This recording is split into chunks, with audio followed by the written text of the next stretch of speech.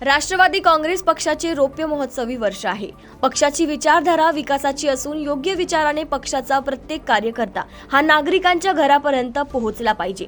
समाजाचे हित व राष्ट्रहित लक्षात ठेवून समाजाच्या प्रत्येक घटकाला पक्षाशी जोडण्याचे काम करा, असे आवाहन राष्ट्रवादी काँग्रेस पक्षाचे राष्ट्रीय अध्यक्ष तथा राज्याचे उपमुख्यमंत्री अजित पवार यांनी कार्यकर्ता संवाद मेळाव्यात केले। तसेच जो पक्ष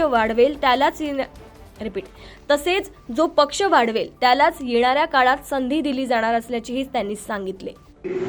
चुकीचं काही करता कामा नये। उगीचच आपले शत्रू राष्ट्राचे कुठे झेंडे कुठे काय हे त्या ठिकाणी तुमच्या मोबाईलवर तुम्ही त्या ठिकाणी ठेवता, तसलं ठेवता कामा नये।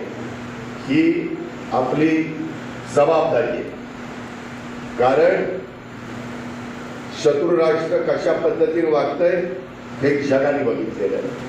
आणि म्हणून आपण सगळ्यांना छत्रपती शिवाजी महाराज कसे बरोबर घेऊन गेले आणि हिंदवी स्वराज्याची स्थापना करत असताना सगळी लोक त्याच्यामध्ये होती, अशा पद्धतीनं आपल्याला काम करायचंय।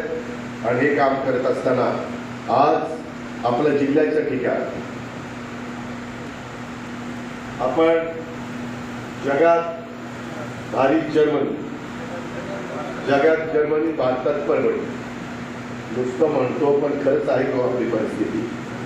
आज परभणी शहरामध्ये जिल्ह्याचं ठिकाण आम्ही तालुक्याच्या ठिकाणी अंडरग्राउंड ड्रेनेज केले।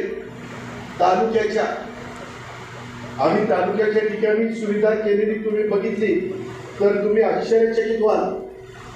मी त्याच्याकरता इथं प्रताप आहे, इथं त्या ठिकाणी अक्षय आहे, इथं राजेश तू स्वतः आहे, बाकीचे माझे सगळे शहरामध्ये काम करणारे सहकारी आहेत।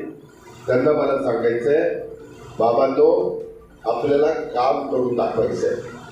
खूप प्रश्न आहे, अंडरग्राउंड ड्रेनेज नाही, आपलं येणदारी धरणावरून पिण्याचं पाणी, माझ्या शहरातल्या आया बहिणी आणि पुरुष मंडळी 8 दिवसांनी पाणी पितात। काय चाललंय? कुठं गोड पेट खातंय?